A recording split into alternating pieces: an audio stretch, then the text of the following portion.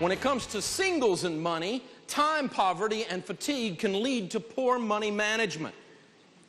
Beware when you're single of impulse buying due to stress or the "I owe it to myself" syndrome, sometimes known as a pity party. I deserve a break today. I'm pitiful and I'm going to spend money I don't have. And I just feel bad and I'm just going to go spend some money. I'll feel better if I spend some money. And all these kinds of things. Be very, very, very, very, very careful of that. 55% of the single moms in the U.S. are qualified as poor in America today. 55% of them, according to the Department of Commerce. And you know, we work with a lot of single moms across the country, and I'll never forget sitting in a small group session with a single mom. And she said, Dave, I was doing this stuff so good. I had my budget down. It was Thursday night. Everything was balanced. I'm working 2 jobs to get this done. I'm so tired, but we were getting there. I was starting to feel like I had discipline and had control. For the first time in my life, I really had a sense of hope. And she said, I got up on Friday morning. We got the kids all dressed to take them to the daycare, load them in the car. We're going down the road. Cloudburst. Big time thunderstorm. About that time I hear boom, boom, boom, boom, boom, boom. My tire's flat. So she gets out on the side of the road. The kids are in the car. People are driving by. Splash, splash, splash while she changes the tire. So she's late getting them to the daycare. Then she's late and wet getting into work. She comes into work. Her boss chews her out because she's late for work. And so she has to work over because she's late to make up the time and be able to keep the job. And of course, if you're late for the daycare, they charge you 62 minutes or $62 a minute if you come in late for the daycare. So she comes in late for the daycare. They cha-ching, cha-ching, cha-ching, cha-ching. Picks up the kids. She has had the worst day of her life, right? She gets in the car, she's driving home, she's just completely worn out. She said, Dave, I had nothing left in my emotional gas tank. And she said, the kids are in the back going, McDonald's, McDonald's, McDonald's. And she said, before I knew it, I went through and I pulled $20 out of the anytime teller that wasn't in there because my budget was balanced. I had already spent the money and paid the bills. And we went over to McDonald's and got a couple of Happy Meals and we went home because I just didn't have the energy to cook. I bounced 5 checks. The Happy Meals cost me $157. See, you don't deserve that kind of a break today. You got to kind of take a deep breath when the kids are doing that and go, shut up, peanut butter breath. We are going home. And go slap some peanut butter on the bread and do it another day. And I got to tell you, I know it's tough. I know those budgets are tough. We've looked at them for years. It's hard. But I can tell you, you don't deserve that kind of break today. You have to be very careful. It's moments like that that make or break you when you have to be strong. And folks that are single and have never been married or don't have kids, you got to be careful. A lot of singles I talk about, particularly young singles, talk about what they call loneliness spending. Dave, I'd rather eat at a restaurant, even if I'm not eating with anybody, at least there's people around, than sit in an apartment by myself again. I just can't do it. I just want to be around humans. And they go out and they go, or the gang is going out. Even if they don't want to go out with the gang, they go out with the gang just to be hanging out with some people, just to have the touch and the interaction. And every time they do that, they spend money. Be careful with that. A written plan gives the single person empowerment, self-accountability, and control. If you're in here and you're single or you're helping somebody that's single, circle that one right there. Put stars all the way around it. That is worth you attending tonight if you're single. It's that simple. The written plan gives the single person empowerment, self-accountability, and control. How do you prevent mistakes and how do you put in place the right kind of decisions when you're single? Well, you develop an accountability relationship. Someone to discuss your purchases with. Someone to discuss your budget with. Now, who do you use for an accountability partner? You don't use your shopping buddy. I'll get 3. That's not what we're talking about. An accountability partner is someone who's willing to hurt your feelings for your own good. No, stupid, you don't need a new car. It's a flat tire. Buy a hubcap. Shut up. Now, your accountability partner could be your dad, your mom. It could be somebody that you work with. It could be an uncle. It could be your grandmother. It could be your pastor. It can be a friend. But whoever it is needs to be somebody that has old-fashioned values when it comes to money, and they're going to look at you in love and say, you're being stupid. Don't do that. Hey, even the Lone Ranger had Tonto. Okay? We got to have somebody to knock this stuff off of to be able to get in our face when it's time and do that. Now, those of us that are married, we know when we get home, we've got immediate accountability. You bought what? That just goes with the territory. And I'm not saying when you're single that somehow you're incomplete. That's not my point. My point is, though, that two heads are better than one. And if you'll reach outside, find that special someone in your life that will get in your face on financial issues or any other issues, spiritual issues, it will cause you to grow and cause you to be able to win. Accountability is an absolute necessity. I learned to handle my money from my parents. I learned to handle money when I was just turning teenage from my parents. I learned to handle my money by my mom and my dad when I was younger. I learned to handle money from my father. When it comes to kids and money, teaching your kids how to handle money is not the school's responsibility. They should be doing it. By and large, they're not doing it. And you got to remember, ultimately, it is your responsibility. It's your responsibility to make sure your kids are taught. I taught my children about money since they were babies, literally. I mean, as they became 3, 4, 5 years old, we had little age-appropriate discussions about money all the way up through teenagers and now as young adults. We've taught them every step of the way, age-appropriately about money, meaning that as they got older, we got a little bit more sophisticated with the discussion. Basically, we've taught them to work hard. We've taught them to save. We've taught them to spend wisely, and we've taught them to always be givers. And those 4 things have been taught all the way up in age-appropriate. In other words, we didn't want to confuse some little 4-year-old with a mutual fund, but we certainly would take a 13 or a 15-year-old and have a discussion about how a Roth IRA works.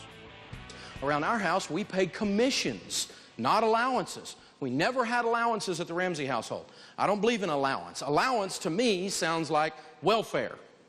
It sounds like I'm going to make allowance for you because you're somehow deficit. You're not able to do anything of value, so I'm going to make allowance for you. Commission says that if you work, you get paid. If you don't work, you don't get paid.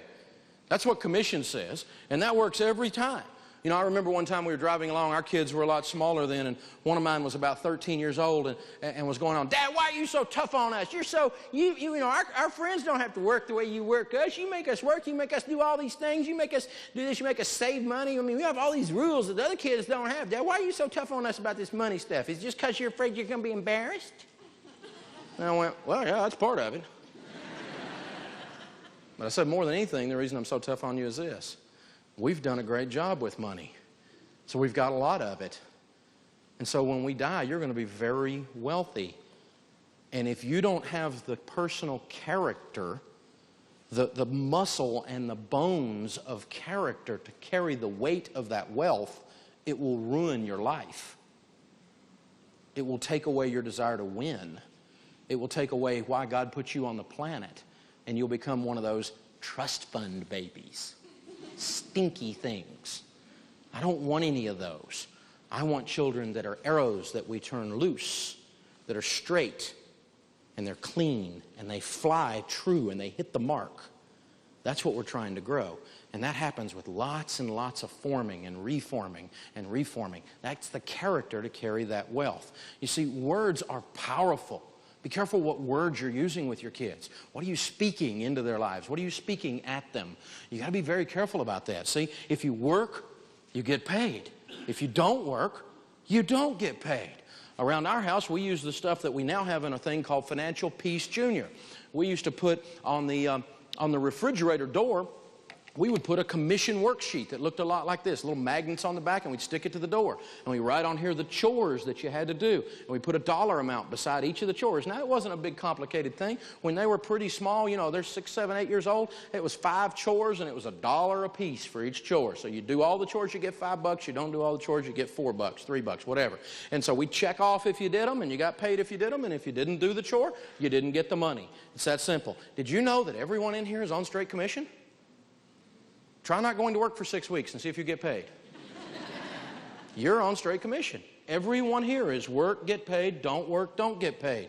It's good to teach little guys that. I mean, it's really good. You don't have to be so hard on them. You want to do it age appropriate. We don't want to create Hitler's boot camp for money. That's not the point, okay? But we do want these kids to learn this stuff at 4, 5, 6, 8, 10 years old, because I meet 58-year-olds who still haven't made an emotional connection between money and work. It's how money is created. It's created with work. And so we use the basic commission thing. Well, Dave, we think that around our house you ought to just do chores just because you're part of the family.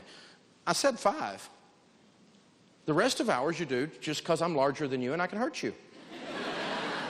Because you're part of the family.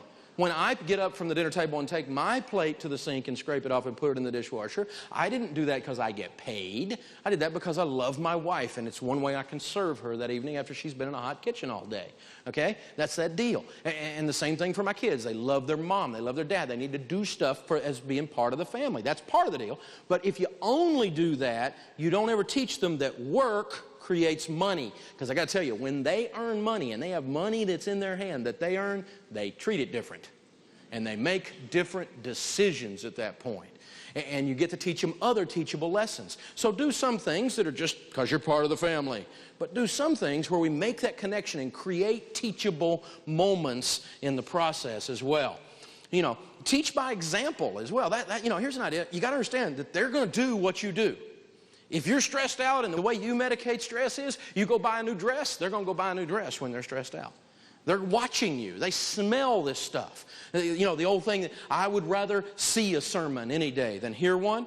And kids, that's how they live their whole lives. When our children were little, our oldest, who's now probably be embarrassed that I show this, but when she was a little bitty kid in preschool, the little teacher this was a brave little teacher, took each of these little kids and put their little feet in paint and put the little footprint on a little cardboard thing.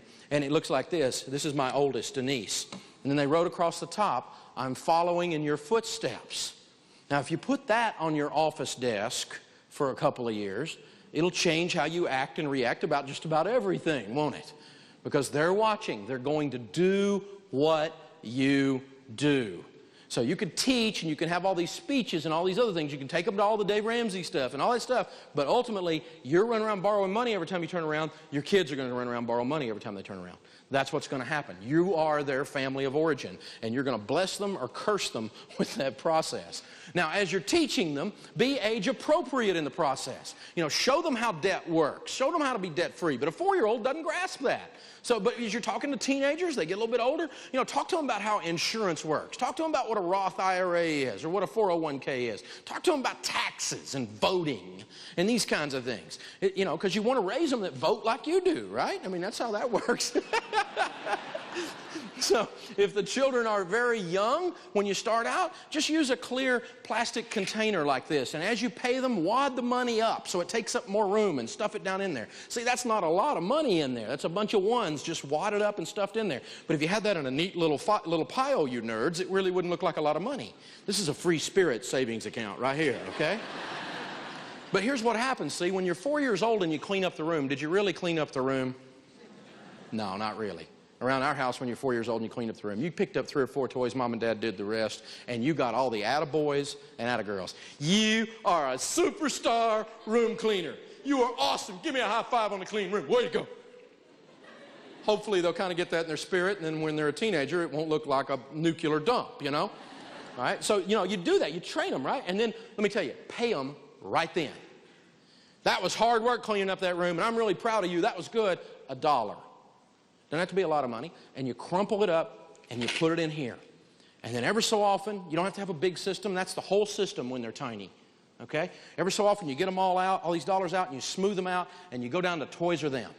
I remember one time we went down to Toys R Them, and we were there to buy Celebration Barbie. And we didn't have the money. So we got, sort of kind of had a party Barbie.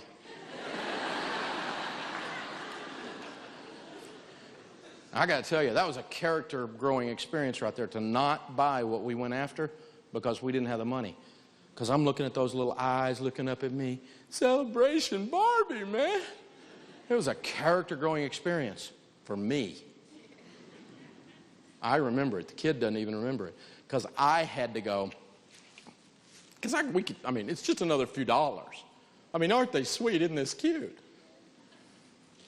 It's how this works. Now, do I do that every time? No, sometimes I just step up and totally buy Celebration Barbie. But other times we're like, okay, this is how this deal works. Money is finite. There's only so much of it. You need to get that in your spirit as you go along. You don't get everything you want. Well, I deserve it. You don't deserve it unless you have the money. That's when you deserve it. That's how you want to transfer this. Just having big, cute eyes doesn't give you the right to deserve everything. We got people all over our culture trying that, and it just doesn't work, right?